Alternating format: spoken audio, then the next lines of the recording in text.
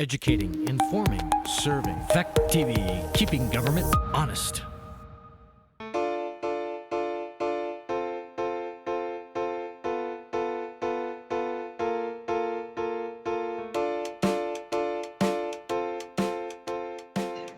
But I'm getting some ballots back, the envelopes without the return address up in the top left-hand corner, which doesn't let me identify who the person is. So I can't really check them off the checklist on the statewide. So by doing this on a weekly basis, I can have them opened up by a JP, 2 JPs.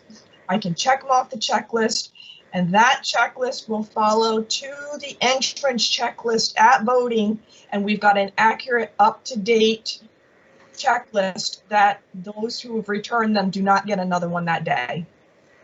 So every Tuesday at 10 o'clock, my 4 justices of the peace are going to alternate their days. It's open to the public if anybody wants to watch them, but they're to open them, we're to check them off the checklist. They slide it up. They've got directions as to how to do it, and they'll go into the ballot boxes. Oh, just that little bit of an update for you. Okay, Kim. May I add to that, please? Okay, I put all that on the 2 sites, on the election site and the Grafton clerk site, the announcement site and the Grafton clerk site. Yeah. And yes. An explanation of what the processing is. On the second page of it, you'll see the definition of processing. So you can see what they're going to do every Tuesday. And everybody's welcome to come to those meetings. The schedule of the meetings are up there too, on the website. Okay, to the board, I talked to Kim, and Kim and I would like to start the budget process the first week in November. We tentatively decided that maybe we could do it on Thursday at a special meeting like we have done for the last 3 years. And in the previous budget years, we've basically had 3 meetings. We had 2 meetings, and then we had a final one in December. So depending on what happens, we'll put it on the agenda for the next meeting, and we can pick the dates. But just kind of put it into your calendars that we will start sometime in the first week in November. Hey, Kim, appraisal guys coming. I haven't had anybody that I know of down this way yet. They were at my house. Yeah, they're at my house. My house.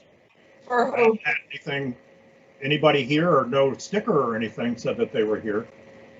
You're talking about the appraisers? Yeah. They're taking sections of the town. So it depends. They were working from the outskirts and then to the inside, and I don't know as if they've been that way yet out towards the Cambridgeport area. They've been to your house, Kathy? Yep. Did all of Parker Hill. And they leave a little yellow card if you're there. Yeah. Right. Haven't seen anything. We'll have to ask Nancy the next time she's in tomorrow if they've been out that way. Yeah. Basically, all they're doing is measuring your The outside. outside. And they'll ask you a few questions. You know, if you are there, they'll ask you how many baths, you know, if there's any updating to the cards. Nothing. They didn't ask me. Major. They didn't They ask didn't ask me. No. I wasn't there, so they didn't ask me any questions. The yellow card was on the front door. I haven't seen Does it. anybody have any questions on the expenditure that I sent out? Of course, we're only a quarter of the way through the budget, so I'm not at my computer to bring it up, but it is something I can look up tomorrow if there's a specific line, or just give me a call if you're questioning any expense there. I'm moving right along on the digitization. So on October the 13th, a week from tomorrow, we should be live and up and running for researchers to go online. Once we're up and online, then it's up to me for the upcoming recordings to just automatically do it by digitizing and put it into what's called the record hub, and our researchers can then retrieve it that way for a small fee. So that's moving along very, very quickly. A little overwhelming. Other than that, that's all I have to add. Anybody else? Anything for Kim? Yeah, I have a question on the ballots. I had a gentleman that, I do the meals on Tuesday, and he asked me about the ballot, and I said, yeah, you fill it all out, make sure you fill it correctly, and you can drop it off or mail it in. And he says, well, I threw mine in the rubbish. Are you offering any help for some folks that have some difficulty filling those out, Kim?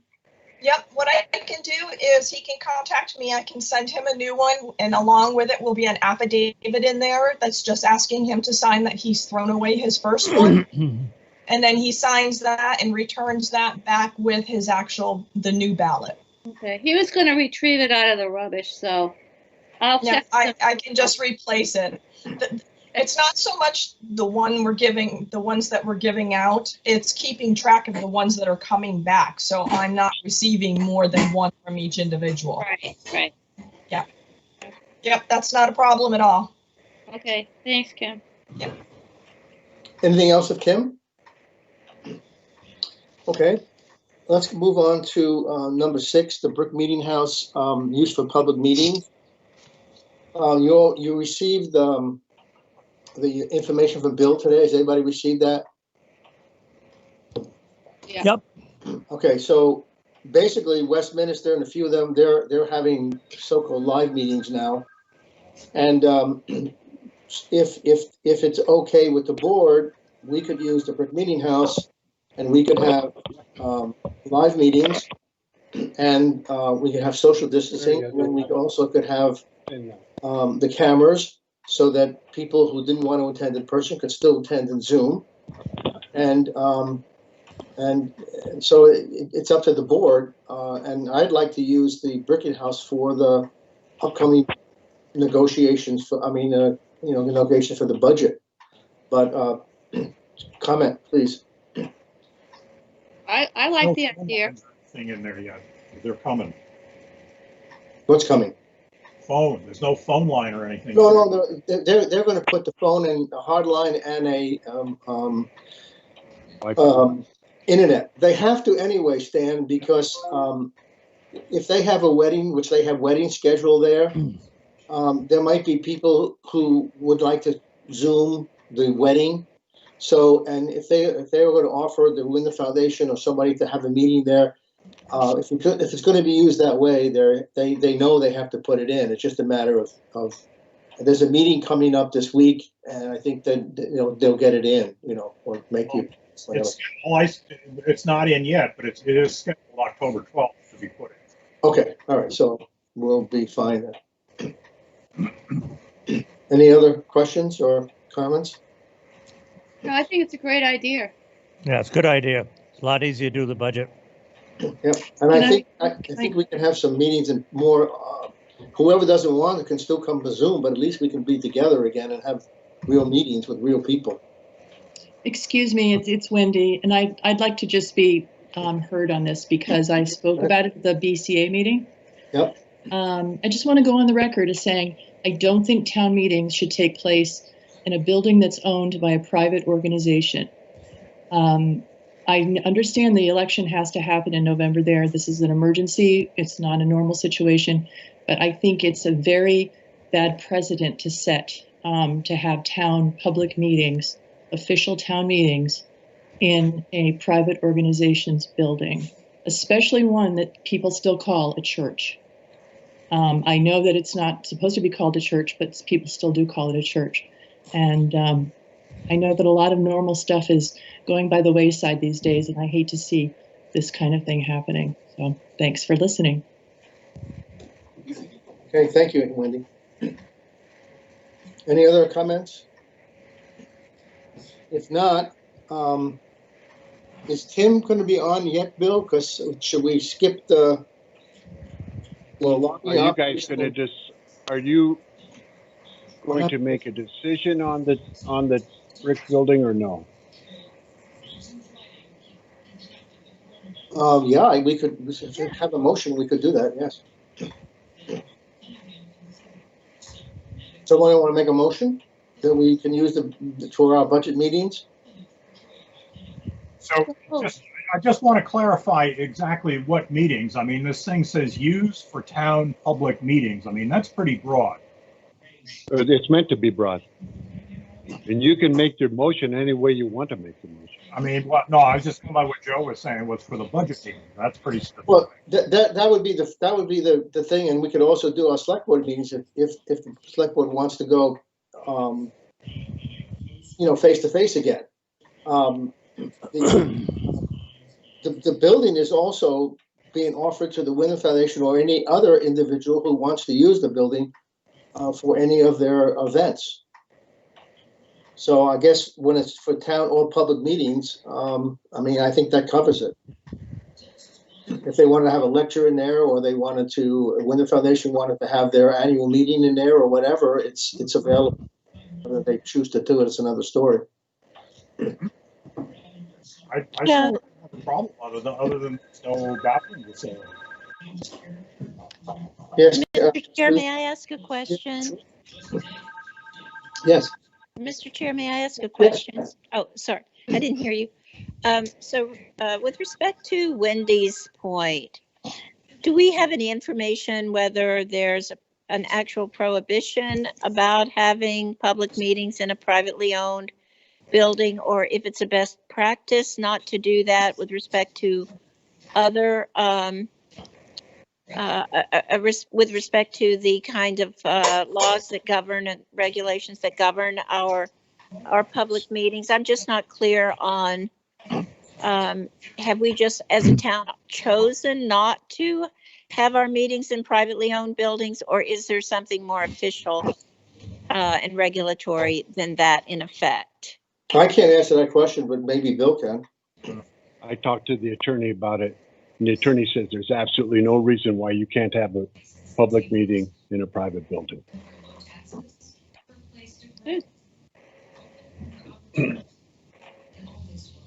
So it would be nice if we could have a motion that we would, at least do the budget hearing, the budget workshops in there, and also for future select board meetings when and if we decide to have them. Well, I'll go ahead and make that motion to use the brick meeting place for public meetings, for town use or public use. Do we have a second? I'll second it. Okay. Do we have any other discussion?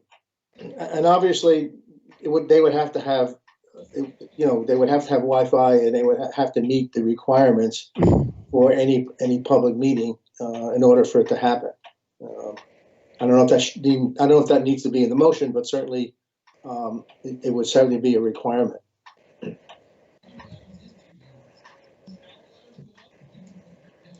Any other discussion?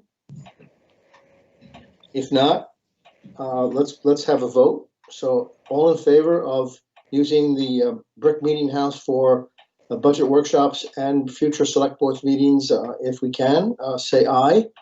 Aye. Aye. Opposed? Okay. Thank you. All right. Village Park, Bill, should we bypass this until? No, Tim's here now. Tim's Oh, he is? Okay. Then where's Tim? Hi, Tim. Right. Yes, Tim. It's in your hands. Go ahead. Okay. Bill, do you want to post the map while I'm talking, or Sure. I don't want to blow up the meeting with. No. I have it right here, ready to go. Okay. Just for context.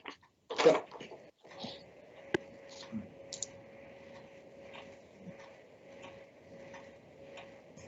Tim, if we control. Doesn't want to behave. Okay. Wait a second. There we go.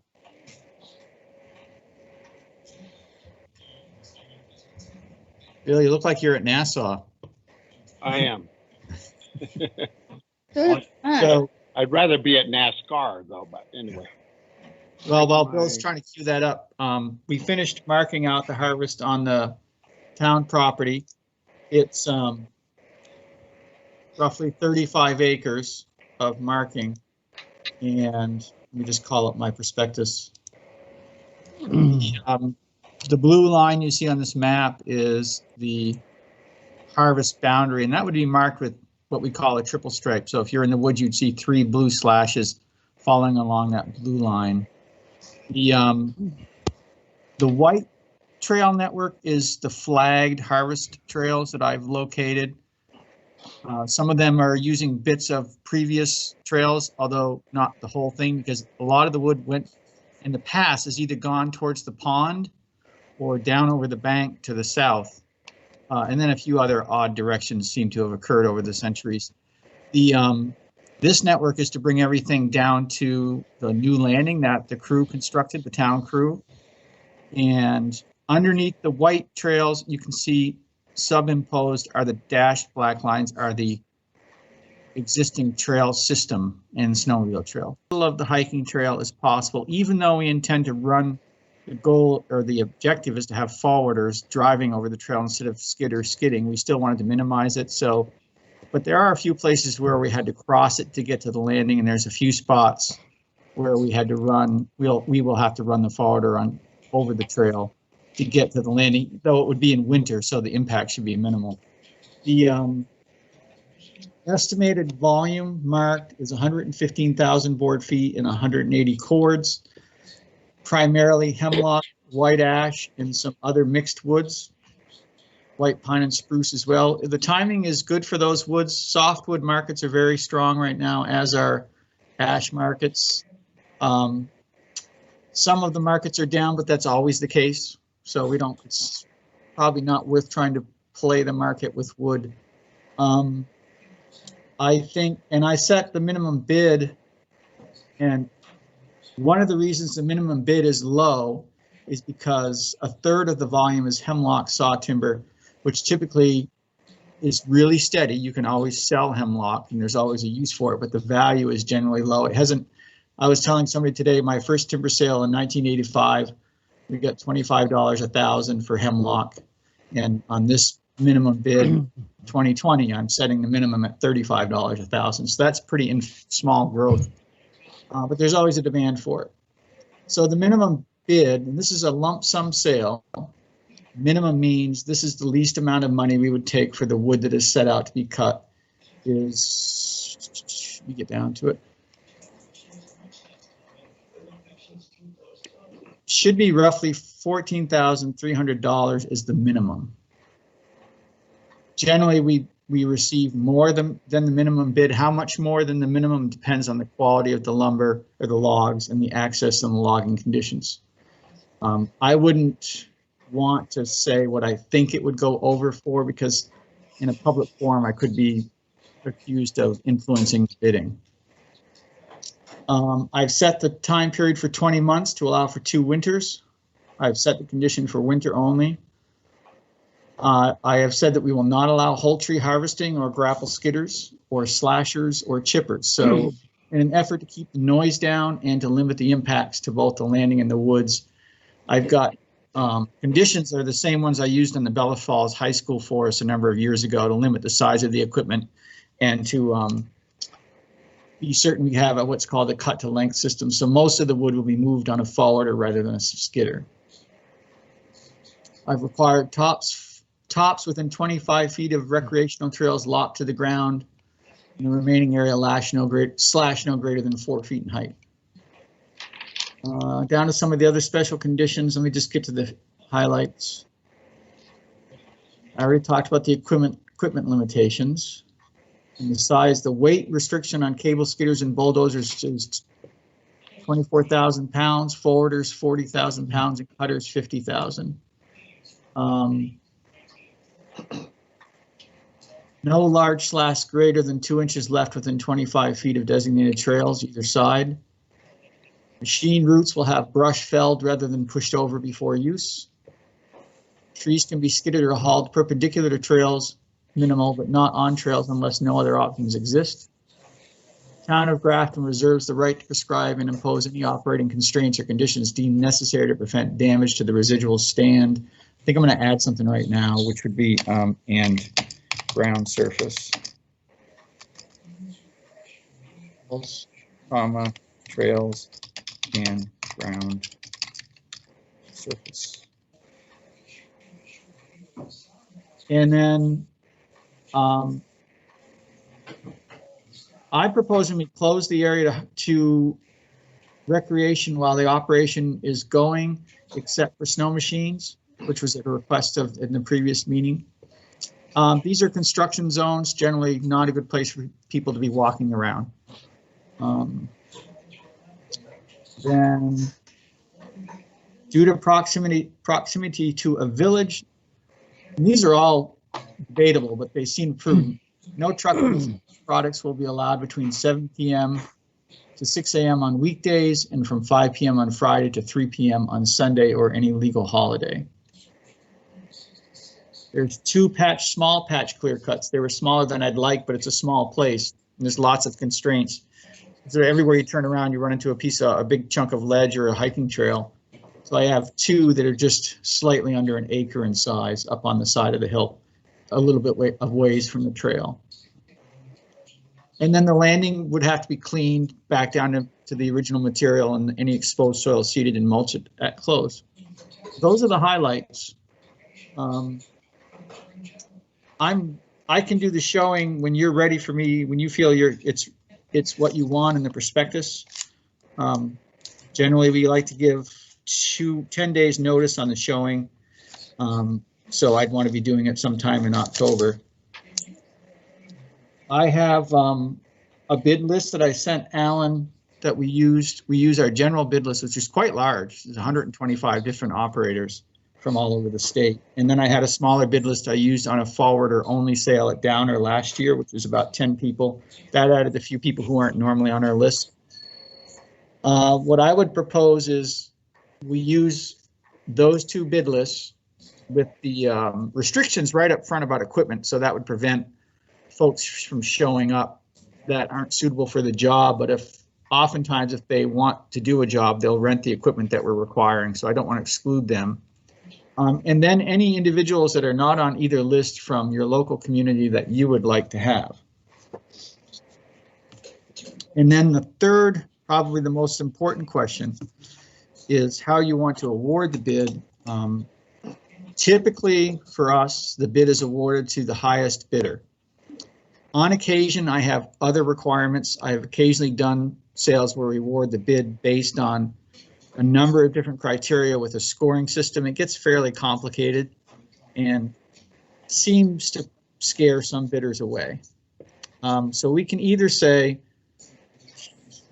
it's based on price, which is implied. We don't actually have to state it out loud in the prospectus, or some combination of price, suitability to the ground conditions, and availability, which would put the final decision in the hands of the select board.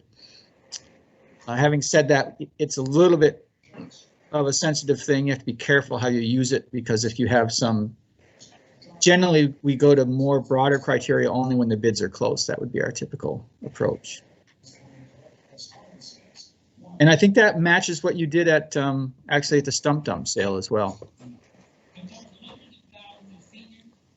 That is my summary, and I'm open for questions or comments.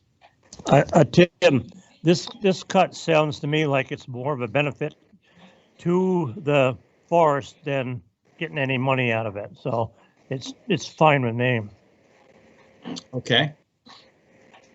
The only question I had for Tim was on the map itself, you show about an acre, but on the prospectus, you show about 2 acres of patch cut.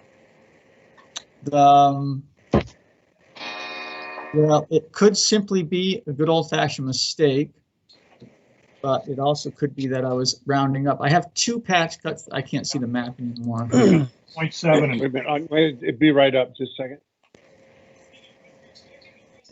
right. Yeah, that comes out to 1 acre. So I'm gonna have to check that. Yeah. I'm actually wondering, when I did the GPS traverse around these on the 0.3 one, I had really bad signal.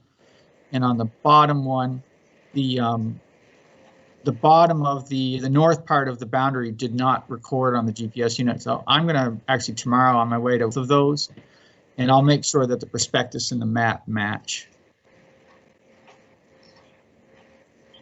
And in those patch cuts, I'm requiring everything that is 6 feet tall or taller to be severed.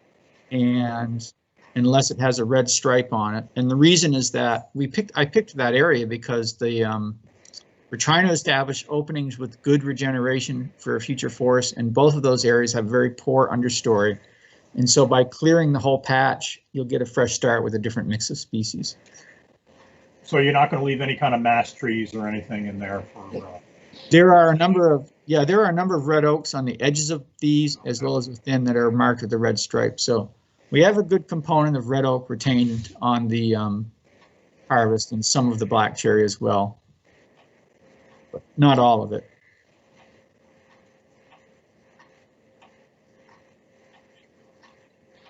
Any other questions of Tim? I was pretty impressed with the prospectus. I thought that was very well written. Yeah, nice job, Tim. Yeah, I ought to know what I'm doing by now. I'm 57. So Tim, what do you expect us? Do you want us to approve this now today, or do you want us? How do you want to? How would you recommend we? Or what would you like to see happen? Well, what I would like you to do is follow whatever your normal bidding procedure is. If it's just you simply saying, yeah, keep moving, that's fine. If you feel like you have to have a vote, it's really up to you. I feel enabled to do it at this point. I just want you to make sure you follow your own bidding procedure. Well, I think we already approved going forward. The question now is, how do you want to proceed with the bidding and stuff? Well, Can I suggest something? See what happens to the bids, right? Can I suggest something? That Tim and I go over it, whether, and then I can put it out. I'll put out what Tim wants, but he and I go over that together and make sure everything is correct, and then I can send it out, or Tim, you can send me the corrected copy, and I'll send out and put it out to bid. But I just there's a couple things I just wanted to ask him about, and then we could just then follow the normal procedure. And I think if we put it out to the bidding list, I'd like to have a motion on that. If we put it out to the bidding list, it sounds like it's really extensive, that would be enough, and we would not have to put it out, publish it in a newspaper, which might be pretty worthless anyway. And there's no newspaper. Those are my questions. Chair, may I ask a question, please? Kathy? Yes? No, it's Sue. Oh, Sue. Thank you. So I have two questions for the select board and one for Tim. For the select board, would it be possible to publish in a way that we can really know the date for the showing? I had mentioned this in the last meeting that I believe it was the stump dump. We were invited, public was invited to the showing. So that's question number one. Question number two is, at what point will the prospectus be made a public document so that we can take a look at it? And my third question for Tim is, with respect to the hemlock, Tim, there's a beautiful grove in the village park. It's got a very cathedral-like feeling with these hemlock trees. In fact, I think it's called the Hemlock Grove. I have not and will not be able to go up into the village park because of my injury. What are those hemlocks scheduled to be harvested?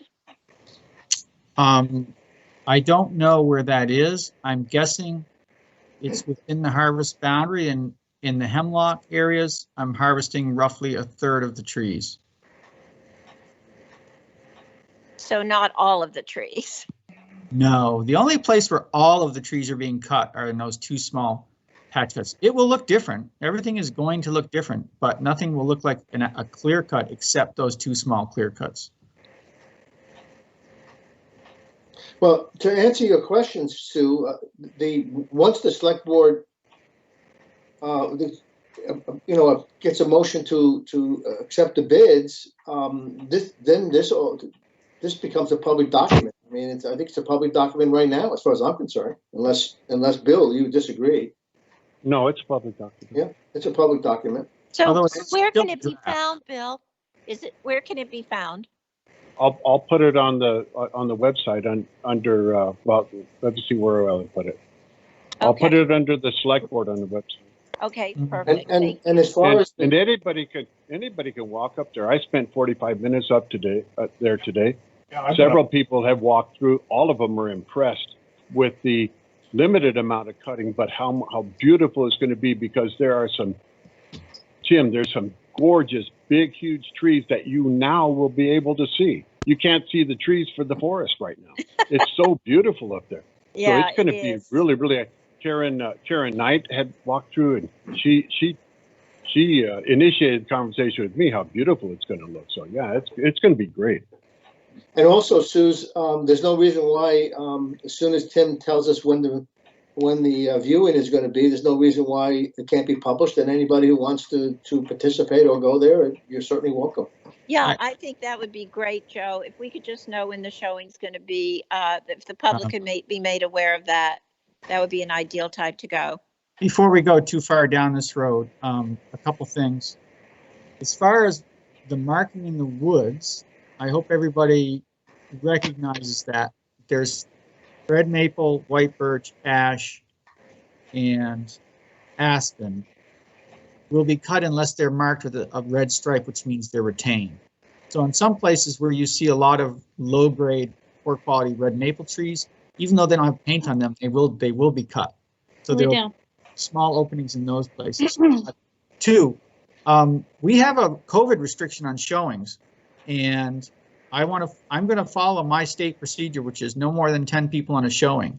Yeah, of course. So if we do it by invite now. So actually, it's preferable that people not simply show up at the showing, because that could put me in an awkward position. That's a very good point, Tim. I hadn't thought of that. I'll just make arrangements to somehow go up there before the showing. I think you're very prudent and really have no other choice but to follow the COVID guidelines. Sorry, I didn't think of that before I asked the question.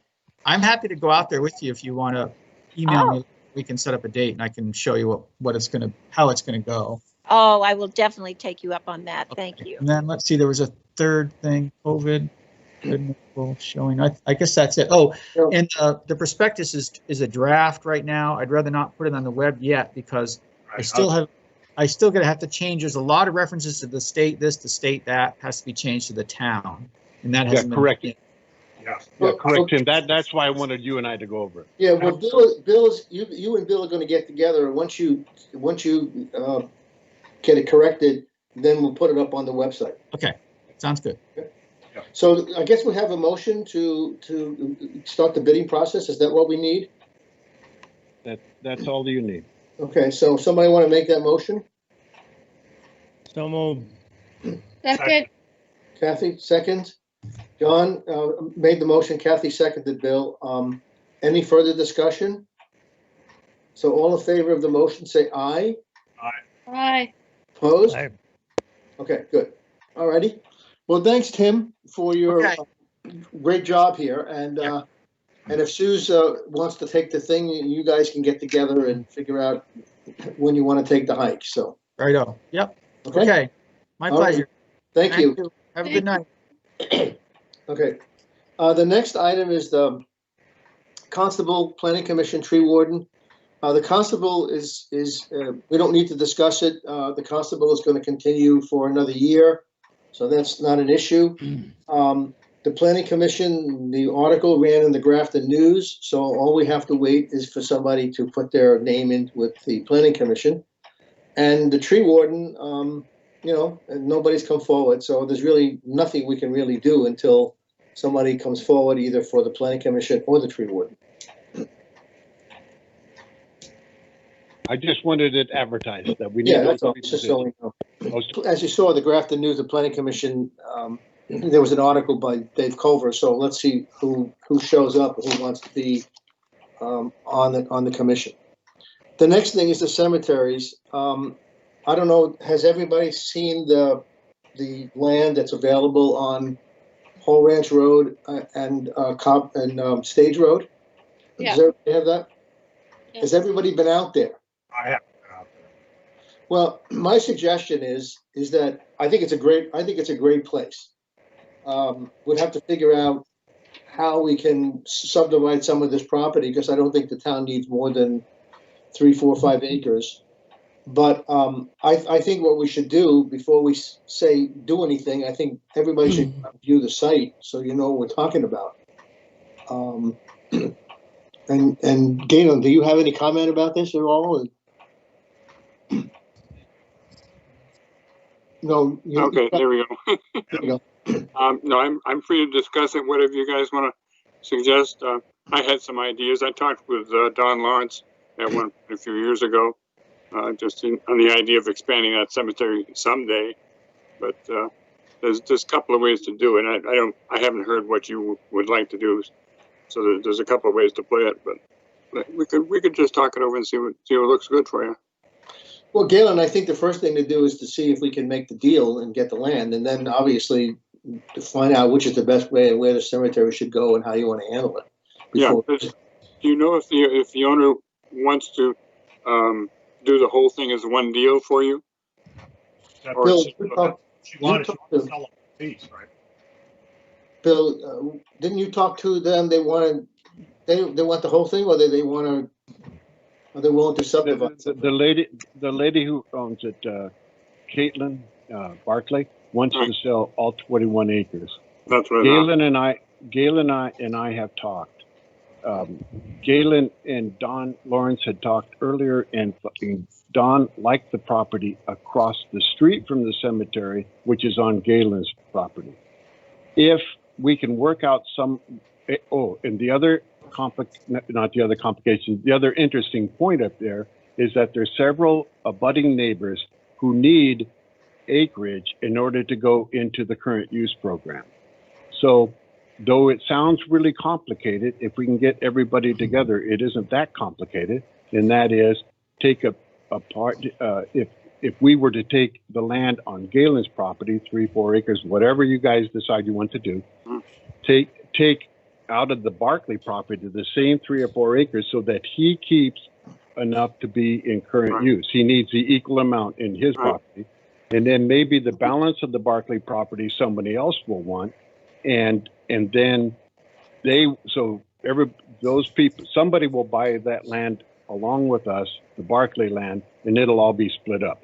Now, that's way too complicated to even talk about right here, but there's a whole bunch of things that could be done. But the biggest thing is everybody go out and see if you want the cemetery there and it as an extension on the same side of the road or on the other side of the road. Let's decide that first, and then we can work with the rest. But the one thing we do have is that Mrs. Barclay said she would sell it for the assessed value, but she wants to sell all of it. That's the only thing we do know. So mine would suggest that who hasn't been out there, go take a look and we'll put it on the agenda for the next meeting and hopefully start the process. Sounds good. Okay, great. Okay. Okay, if there's one other thing I want you to talk about. Is there any interest in the Haughtonville property? I want to get back to that person. I think yes. Well, Joe has looked at it and doesn't think it's very good, John. What's that, right back to the cemetery? No, Cabell and Hinckley. Is that the one you're talking about? I'm talking about her property. No. Okay, the Corelli property, I don't think anybody's interested in. Next, off of Hinckley Brook, right? No one cares about that. That's the next thing. Okay, all right. But what we're talking about is Holtonville Cemetery extension. The lady said that she would give you some land to extend the cemetery, or she'd be interested in talking about it. Probably not going to deal with us, but she'd be interested in talking about the land next to the cemetery at Haughtonville. Right. You should talk to her because it's right back to the existing cemetery. Oh, okay. And it borders the other people where the road comes in. Okay. So you want me to tell her to go ahead, and who is it that wants to discuss it with her? Well, Stan and I are on that committee, so if she's willing, and Stan is willing, we would be able to meet her, and then she could indicate what property we want or what she wants to give us, and then we can bring it back to the board. Okay, I got that. Okay. Now, the Corelli property is the other one on Hinckley Brook. No one's interested in that, right? No. Okay. I'll tell her no. Okay. The adjacent landowner should be interested. Yeah, that would be the only way that would work. Well, So- I'm gonna talk to the adjacent landowners and have them talk to her if they can. So my suggestion then is take a ride out to the Haughtonville Cemetery area, and I believe it's on, if you're looking at the cemetery from the road, it's on the left-hand side, I believe.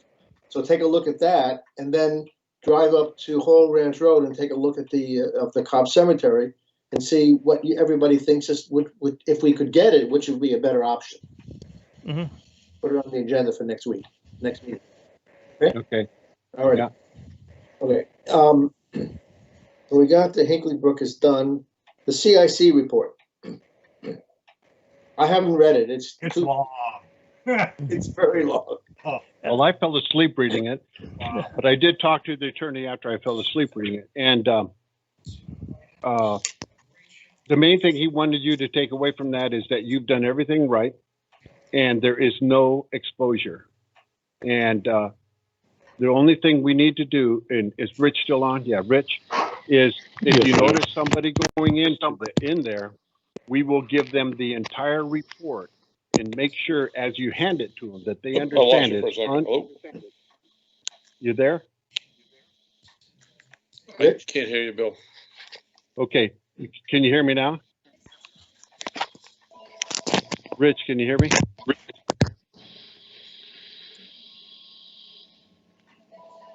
So, Rich? can you hear me, Bill? I can hear you. Okay, good. Yep. Okay. So what the attorney said is we don't have any exposure. However, we have that report, and if you notice anybody moving in there, or if anybody notices anybody moving there, or hears about somebody interested in moving in there, we need to talk to them, even if that's a month after they move in. As soon as we find out that they're there, take them the report, hand it to them, and point it and tell them the air is unsafe in this building until something is done. We're giving you the warning of that, and that's the end of our liability. Okay, because the state isn't doing anything. Hey, Bill, how much did that report cost us? $5,000. 5,000. Unbelievable. I started reading it, and I didn't read the whole thing, but I read enough of it, and because I'm pretty acquainted with that property, that half the stuff in there is not even right. Well, I don't know where they got the information from. Those are all from public records. The most important part about that whole thing, though, is what happened since 2017 or 18, when they started to inspect that thing, and we're doing the surface reports. Those are the most important thing, leading up to the end where they check the health of the indoor air, and it's not healthy. Now, the rest of the stuff, John, let's correct anything, let's correct it now and get it back to him. That's why it's a draft report. That's why I told him that he needed to give it to us in draft. Yeah, my suggestion, John, is to either meet with Bill or meet with the attorney or both, and let's get rid of the stuff that's not true or believe. I don't think I got time to go through 255 pages of that and point out what's wrong and what's right. No, it's 22 pages, John. The one I had was a lot longer than that. That's all records. That's all records. I know, but some of those records are not even close to being right. That has nothing to do with the attorney.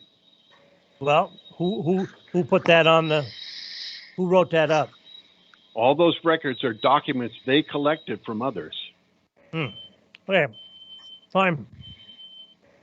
Okay. Mr. Chair, go ahead. Yep. Go ahead, Suzanne. Okay, I just have a question about the status of the CIC property with respect to the property owner. Could I please understand from this report why it is up to the town to be responsible to,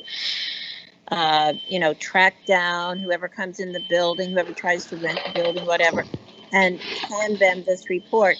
What is the responsibility of the property owner? To do a heck of a lot more than that. But we're covering our own butt. That's all we're doing.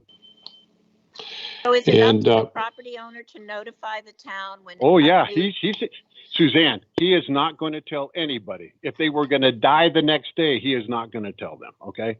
That's just a matter of fact. Rich, you want to comment on that? yeah, it's a little bit premature, probably put me on the agenda for next, select board meeting. But they are starting the mitigation phase down there, and I should have a little more information for you Okay. at your next meeting. And, just for entertainment value, maybe,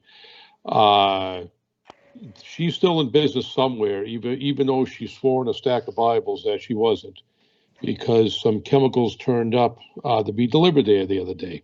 Oh, my. So she's still in business somewhere. I contacted who I should have contacted, but nobody ever followed up with the whole thing. So it's not our problem. It's some other community's problem, I suppose. But there's no real interest from any powers, in my opinion, to really hunt it down and try to find out what the story is. So Okay, so do I understand, Rich, you want to be on the next meeting's agenda for this thing? I should have more information for you at that point. Well, Yes. check with Bill, and if you're ready, we'll put you on the agenda for the next Okay. meeting. Sounds good. Okay. All righty. Any other And we'll comments? probably put it on, we'll probably go into executive session on it. Yeah. So any other comments on the CIC report before we move on?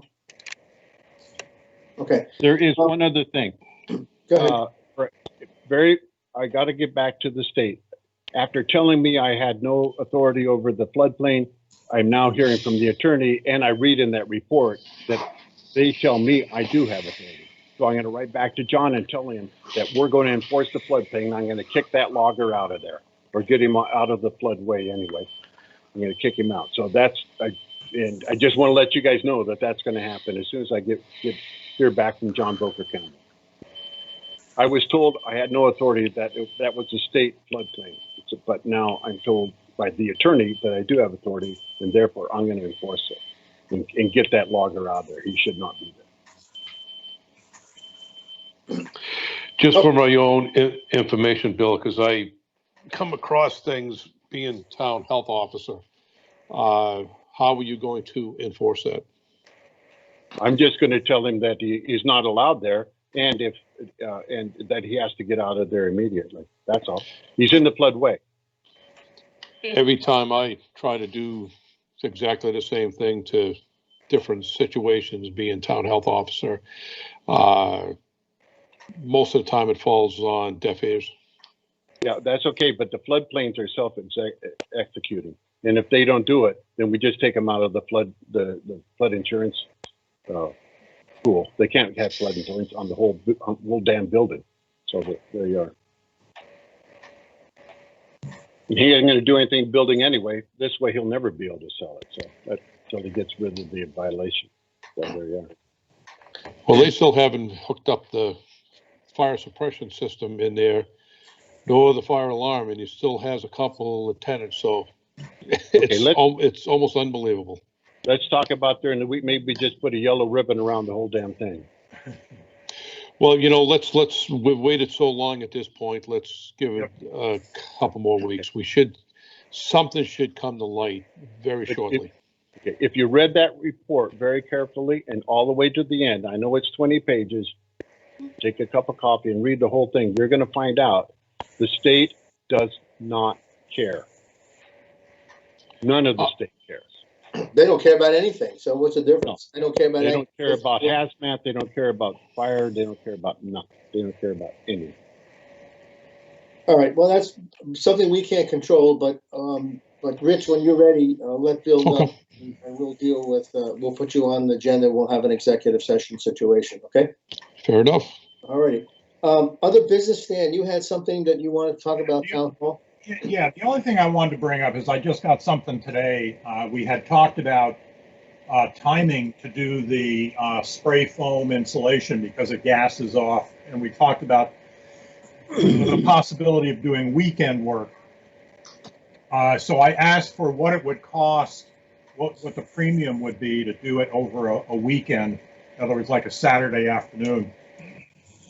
It would increase the cost of the entire job $521. I don't have any exact details. I tried to get back to him today. Well, I got back to him, but he never got back to me as far as details and dates and things like that. But I didn't know if we wanted to at least give a tentative okay or not. If we don't spend the $521, and obviously it's a Monday through Friday, which creates a bit of a situation for the post office and the town hall itself, as far as nobody being in the building for 24 hours for the gas off. So I'm just wondering if we wanted to at least give the okay to $521 additional for the weekend, or try to work around it somehow. Well, there's no way to work around it, Stan. Well, I know. I'm just giving So, that. I mean, I think just do it and get it done with. We keep going back to the board, and I think the board has told us to get it done. And let's do it. Yeah, you can't shut the post office down, so you have no choice, really. I just, Yeah, bite the bullet, pay it. okay, Right, it. works for me. Okay, Do we have any other business? I think you make a motion on that, please. Okay. Stan, somebody want to make a motion, then we increase, that we do it on the weekend with an additional cost of $500? So moved. Second. Okay. Any other discussion? If not, all in favor, say aye. Aye. Opposed? Okay. Alrighty. Any other business? If not, do we have any public comment? Okay. Alrighty. So the next meeting is at 6 p.m. on October 19 via Microsoft Teams. Wait a minute, do you want to have it at the brick church if it's ready? I don't think it'll be ready because He said the 12th. I don't know, but yeah, but what they say, what they do is two different things. Stan, you might know better than that. You know, people promise, but it doesn't necessarily mean it's going to happen. Okay. No, that's okay, because I got to test the thing out, so. Yeah, you no, can I wait till think November. we have it at the regular meeting, the 19th, just like we're doing, and then we'll see what happens. Okay? All right? and I can find out definitively on the 12th. That's when they're supposed to be in there. But if they have the right equipment and make it all work, who knows? So Who knows? Exactly. That's good. Okay. Okay. All right. So thank you for everybody for attending and being here, and our guests, and everybody have a good day. Stay safe. Yeah. Adjourn. Try to make a motion. I'll make them. So now we need a motion to adjourn. Dan just did. I second it. Okay. All in favor, say aye. I All right. Opposed? Have a great night, guys.